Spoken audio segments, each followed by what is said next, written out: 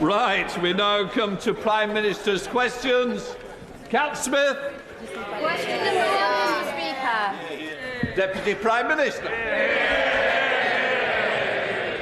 Mr. Speaker, I have been asked to reply on behalf of my right honourable friend, the Prime Minister. He is currently travelling to Japan to attend the G7 summit. Mr. Speaker, I'm sure that colleagues from across the House will join me in congratulating Liverpool for its wonderful staging of the Eurovision Song Contest on behalf of Ukraine. Mr. Speaker, this morning I had meetings with ministerial colleagues and others, and in addition to my duties in this House, I shall have further such meetings later today. Cat Smith. The Royal Lancaster Infirmary is a 130-year-old crumbling hospital and was meant to be one of the government's 40 new hospitals. However, the funding announcement has been delayed 4 times already, so can the Deputy Prime Minister reassure my constituents that this is not going to be another broken Tory promise? I can absolutely assure the honourable lady that we remain fully committed to those 40 hospitals from our manifesto, and indeed we have already provided £3.9 billion worth of initial capital. Craig McKinley. Mr. Speaker, I have a very serious matter affecting every constituency to bring to my right honourable friend's attention. Amazon have been facilitating the sale of counterfeit postage stamps from China, virtually perfect except for the barcode. I've contacted the NCA, the National Trading Standards, and I'm afraid I've received woeful responses. I've now sent my concerns to the Serious Fraud Office and the Economic Crime Unit of the City of London Police. Amazon are patently facilitating remittances of illegal gotten cash, and I believe this is in contravention of the Forgery and Counterfeiting Act 1981. Can my right honourable friend assist me in taking this further? Well, Mr. Speaker, may I pay tribute to my honourable friend? I know how hard he has been campaigning on this important issue. The Home Secretary will have heard his remarks. I would say that the Digital Markets and Competition and Consumer Bill does put duties on those platforms, and ultimately, if fraud is being perpetrated, the police should take action. We now come to the Deputy Leader of the Opposition, Angela Rayner. Thank you, Mr. Speaker, and it's a pleasure to welcome yet another Deputy Prime Minister to the dispatch box, the third deputy that I've faced in 3 years. And you know what they say, the third time's a charm. And I'm also pleased to note, Mr. Speaker, that the Prime Minister has a working-class friend, finally. I seem to remember that after the loss of 300 Conservative seats at last year's local elections, the right honourable gentleman resigned, saying someone must take responsibility. After 1,000 more Conservative councillors have been given the boot by voters, who does he think is responsible now? Well, Mr. Speaker, in the spirit of the Right Honourable Lady's opening remarks, can I just say it really is a pleasure to see the Right Honourable Lady here today. I was, though, expecting to face the Labour leader's choice for the next Deputy Prime Minister if they win the election, so I'm surprised that the Lib Dem leader isn't taking questions today.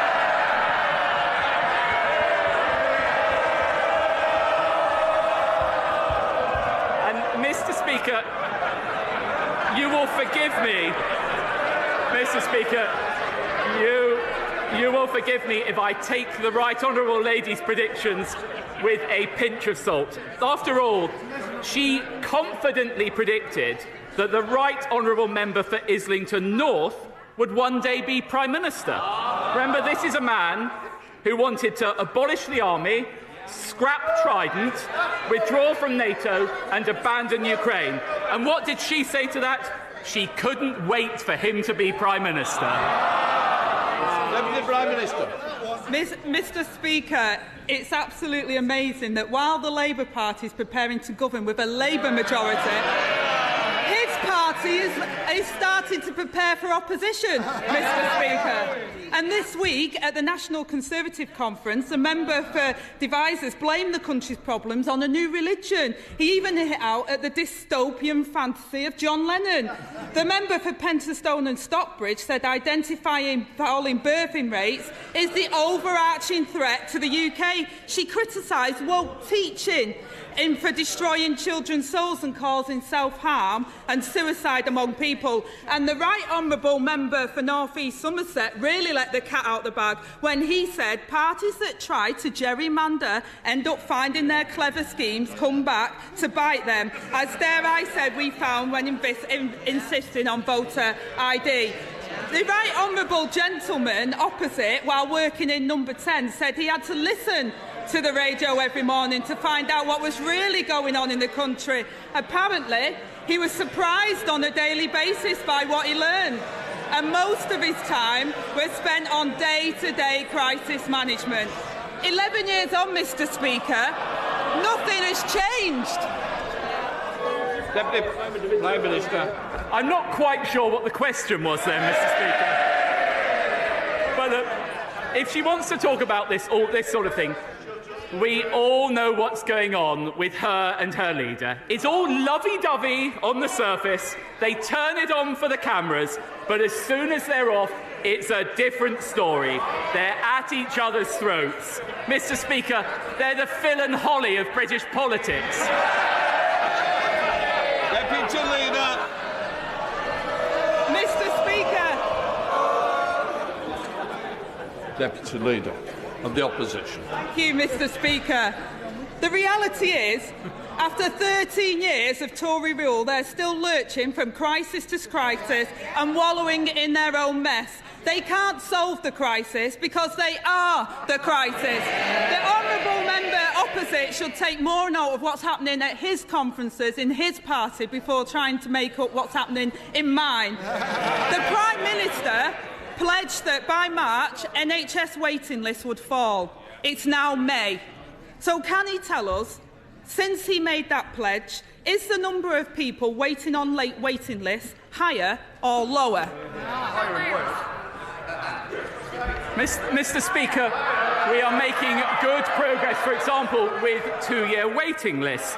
But the Right Honourable Lady seems to forget a crucial fact. The United Kingdom experienced an unprecedented pandemic.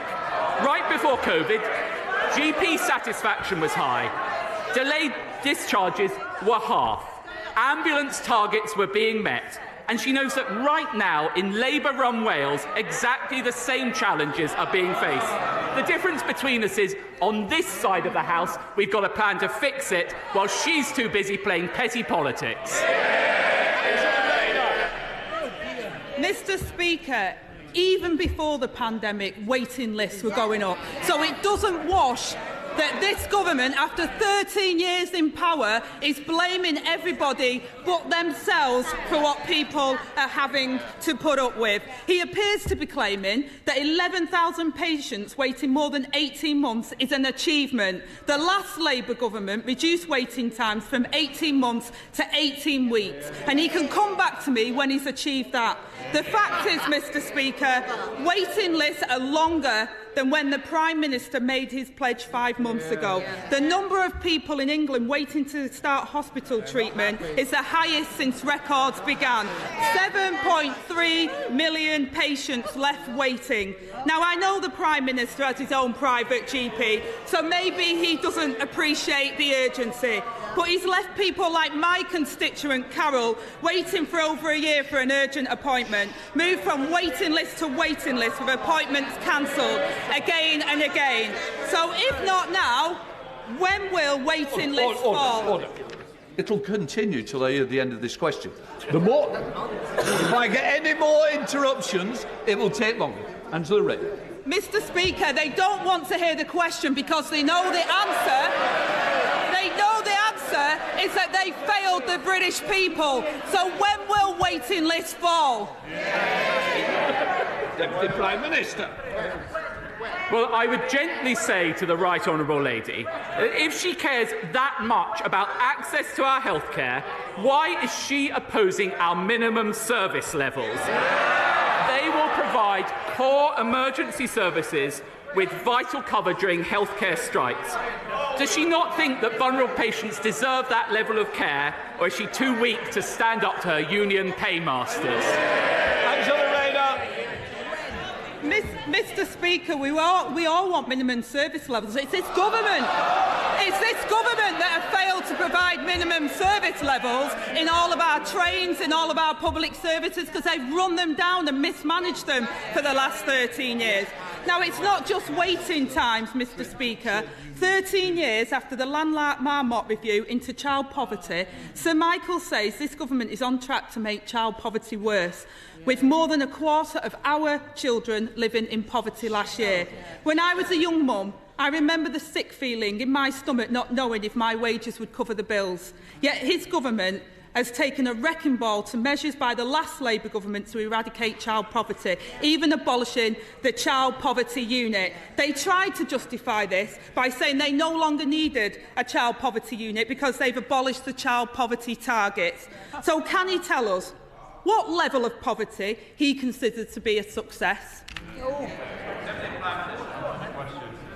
I would say to the Right Honourable Lady, this comprehensive schoolboy is not going to take any lectures from the party opposite about the lives of working people. What I would say is that we have introduced record increases in the national living wage, something that this party introduced, the party opposite failed to do so. And we have taken 1 million working-age people out of poverty altogether. That is the record of my party, and one of which I am very proud. Mr. Speaker, the last Labour government made it their mission to reduce the number of children in poverty by 1 million. We achieved that. Under the Tories, child poverty is nearly back to the level it was when Labour last inherited the Tory mess. After 13 years of the Tories, they're stuck in a conveyor belt of crisis. And while his party is preparing for opposition with their Trump Tribute Act conference over the road, Labour are focused on fixing the real problems facing British people. The Tories have picked their side. They're for the vested interests, for the oil companies and the bankers, for those that are profiting from the crisis and not suffering from it. Whether it's failing the millions of people anxiously waiting for treatment or overseeing a rise in child poverty. And while his colleagues spout nonsense at their carnival of conspiracy, I want to know, when will his party stop blaming everybody else and realise that the problem is them? Mr. Speaker, I will proudly defend our record in office. Crime down 50%, near record levels of employment, a record minimum wage. And what, Mr. Speaker, what's their record? 4 general election defeats, 30 promises already broken, and 1 leader who let anti-Semitism run wild. That is why the British people will never trust the Labour Party. Thank you very much, Mr. Speaker. Would my right honourable friend please send his condolences to the family of Hilton Ward councillor Gillian Lemon, who at the young age of 52 tragically died partway through the election count on Friday. This means that the whole election for all 3 councillors has had to be voided, even though the returning officer was ready to declare 3 Conservative councillors for the Hilton Ward. Perhaps following this dreadful experience, my right honourable friend will confirm that the best way to thank councillor Gillian Lemon for her service is for the good people of Hilton Ward in South Derbyshire to vote again 3 times for the 3 Conservative candidates on Thursday the 15th of June.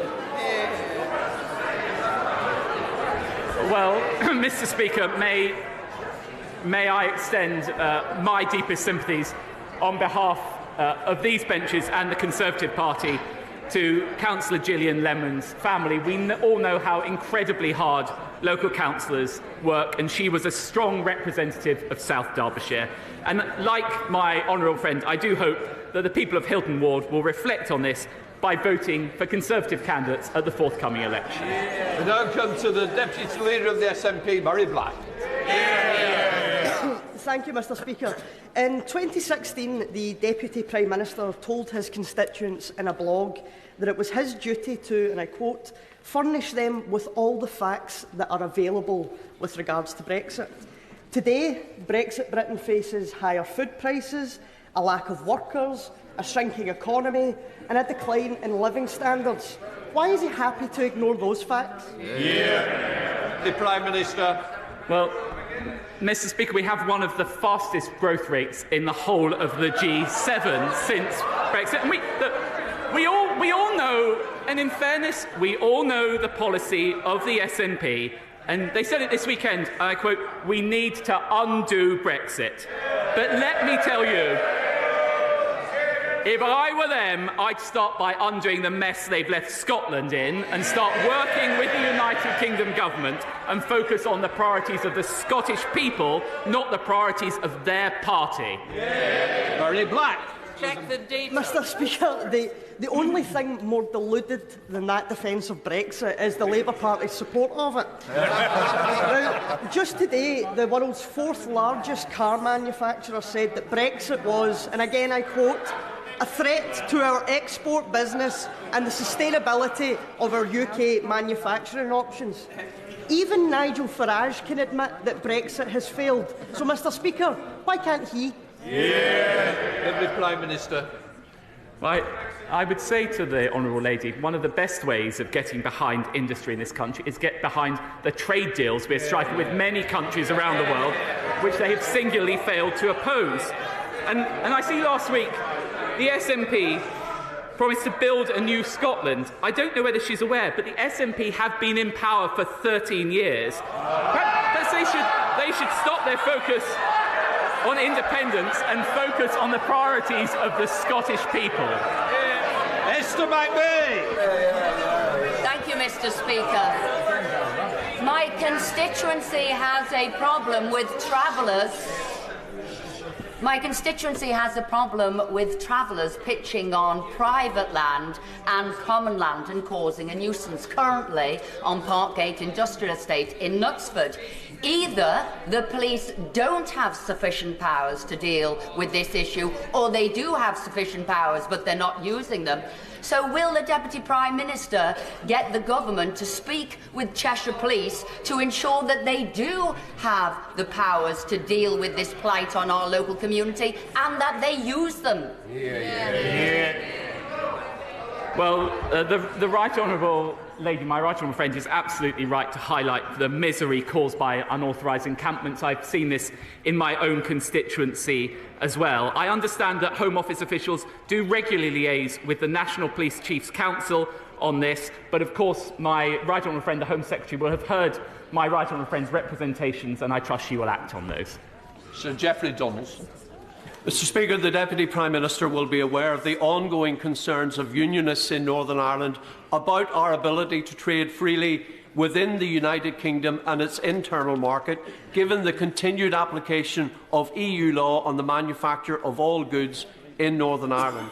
We now have proposals for a future border operating model that could potentially create further barriers to trade between Northern Ireland and Great Britain.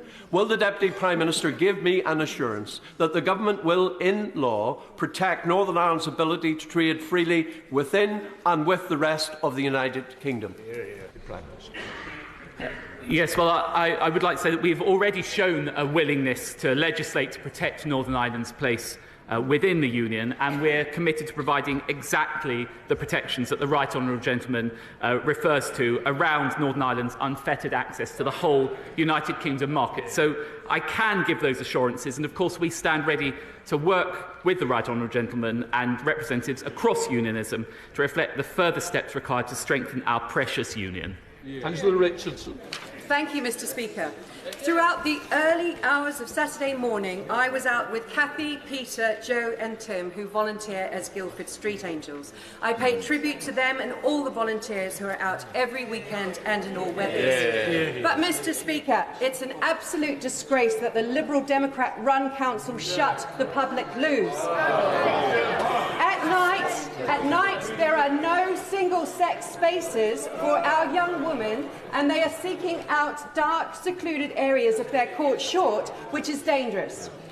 They are at increased risk of sexual assault. Will my right honourable friend join me in calling for the immediate reopening of the town centre loos in Guildford? Well, I thank my honourable friend for raising this very important issue, and sadly, I'm afraid that's what one might expect from a Lib Dem-run council. I do join her in thanking the Guildford Street Angels for all of their efforts, and I'm sure that they and she will continue to make those views known to Guildford Borough Council. Thank you very much, Mr Speaker. Many of my constituents are struggling to pay the bills and put food on the table. Food prices have risen by over 19% in the last year, with the cheapest infant formula up 45%, gas prices up 129%, electricity up 67%. Many report borrowing more money than this time last year, with car manufacturers threatening to move production. The OBR saying £100 billion has been lost from the economy forever, and wages falling further and further behind basic living expenses. So does he really still believe his government's kamikaze Brexit is delivering for the people of these isles? Deputy Prime Minister. I certainly do believe that, Mr Speaker, and I would say to the members on those benches that it's only because of the strength of our United Kingdom that we're able to afford the sort of interventions, for example, that we've had with the cost of living, with over £3,300 for every single family in our United Kingdom, paid for by a 75% windfall tax on oil and gas companies. That's the United Kingdom delivering on the cost of living. Daniel Kaczynski. Thank you, Mr Speaker. In 2016, we secured over £300 million for the modernisation of A&E services in Shropshire. 6 years on, that money has still not been spent and construction hasn't started. I have a real concern about the quality of managers within our local NHS trust, that this decision has not been taken. What can my right honourable friend do to help us in Shropshire to ensure that finally the £312 million is spent and that A&E services are modernised, because there is nothing more important than the safety of constituents when they go into A&E services? Deputy Prime Minister. I pay tribute to my honourable friend for raising this issue. I know that his constituents are anxious for building work to get underway as soon as possible, and I know that the Department for Health are working closely with NHS England and the Trust to support the development of the scheme, and the Trust is due to submit plans to the Department for Health in the coming months, and the Department will work at pace to review those plans. Marshal de Cordova. Thank you, Mr Speaker. Leaseholders in Battersea are trapped in an outdated and unfair leasehold system. The Secretary of State said, and I quote, "The government would absolutely maintain a commitment to abolish the leasehold system and would bring forward legislation shortly." But we now know that this is no longer the case. So, Deputy Prime Minister, why has the government yet again done another U-turn and yet again broken a never promise to leaseholders to scrap its plans to end the outdated leaseholder system? Well, I'd like to reassure the Honourable Lady and members of this House that the Government is committed to reforming the leaseholder system to give homeowners greater control and give cheaper access to leaseholder renewal, including a 990-year extension with zero financial ground rent, and we will set out plans for further reforms later in this Parliament. Sir Desmond Sway. What would be a reason for extending the general election franchise to settled EU citizens, a population of voters equal to the number in Wales? Well, I think my honourable friend is referring to the plans from the party opposite. And it's actually quite interesting that this week, while we're pushing ahead with legislation to break the smuggling gangs, what's Labour's big idea? Give foreign nationals a say in our elections. So there we have it. While the Conservatives will stop the boats, Labour will rig the votes.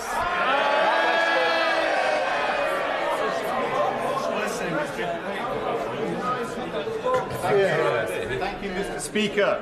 I was concerned to read last week that the Prime Minister had to be airlifted to a pharmacy in Southampton after suffering electoral dysfunction. Several weeks earlier, he flew all the way from Lancashire to Yorkshire by private jet. Meanwhile, angry rail commuters face the reality of cancellations, longer journey times, and are unable to get to work on time as operators shed services. The public think that the Prime Minister's got his head in the clouds. They're right, aren't they? It is quite extraordinary, Mr. Speaker, to take lectures from the party opposite about the railways when actually the head of the train drivers' union actually sits on Labour's NEC. And indeed, she was described by the Right Honourable Lady, the Deputy Leader of the Labour Party, as, quote, one of us. No wonder Labour won't stand up to the militant rail unions. They literally let them drive their policies. Mr. Speaker, incredible regeneration work is taking place on Teesside, led by our Mayor, Ben Houchin. Sadly, we have seen a shameful attempt to smear the amazing Teesworks project, led by the Honourable Member for Middlesbrough, who I've given advance notice to. Will he confirm that it was always an integral part of the business case that the private sector should co-invest alongside government, and that the Teesworks arrangements themselves have been checked and approved by the government? And will he reconfirm his full support for the Teesworks projects, reassure investors, and join me in calling for the Labour Party to apologise for talking down Teesside? Well, my right honourable friend is absolutely correct to raise this issue. It is the UK's first free port, and it continues to attract billions of pounds of private sector investment, creating jobs and supporting the local economy. And I think the whole House will see through the inexcusable attempts by the Labour Party to talk down those successes on Teesside, where local leaders are working tirelessly to improve that region for the first time in a generation. Mr. Speaker, in 2011, the first year that the Tories came into government, 61,000 people received emergency food parcels from food banks. In 2022-23, that figure had gone up to nearly 3 million. 1 million of them children. It's gone up every year that the Conservatives have been in power bar one. So, will he tell the House, is that a record that he proudly defends? I'm very proud of the fact that this government has given record numbers of people the opportunity to have jobs and employment, which is the surest route out of poverty. And it is the case that I believe up to 3.6 million new jobs have been created under this government. Walker. Mr. Speaker, it's truly excellent news to see England rising up the international league tables for reading to become the highest performing country in the Western world. That's testament to the hard work of our teachers and the dedication of our honourable friend for Bognor to follow evidence-based policy. But this progress will only be sustained if children are in school regularly, able to learn. So can I strongly commend to him and to the government the 10-minute rule bill presented by my honourable friend for Meon Valley. It has cross-party support, delivers on key recommendations of the Education Select Committee and the Children's Commissioner. The government should adopt it as soon as possible.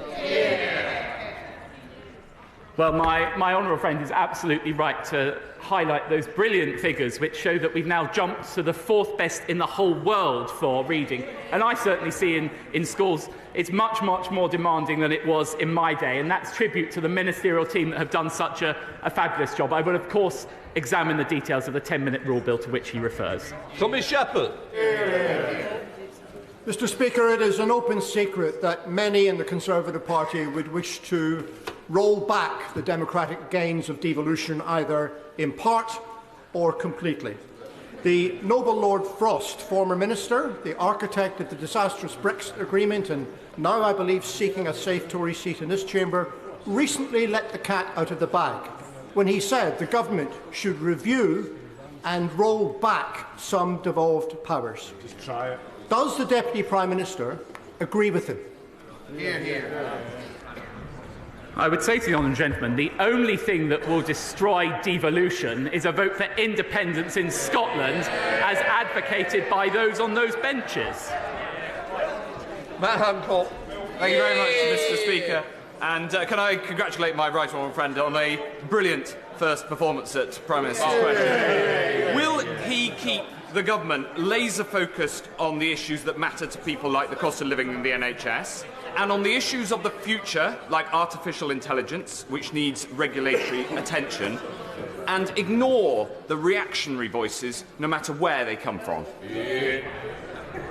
Well, my right honourable friend is absolutely right to highlight this. I'm incredibly optimistic about the future of this country in industries across the piece, including digital or indeed film and television in my own constituency.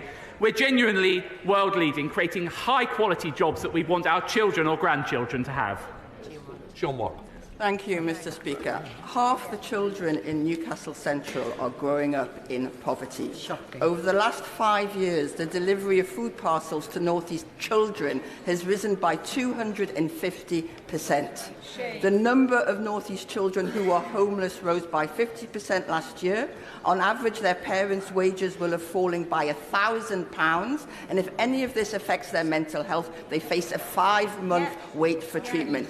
Why is his government making it so hard for our kids? Well, I really think this House needs a correction on the facts, given what's come from the party opposite.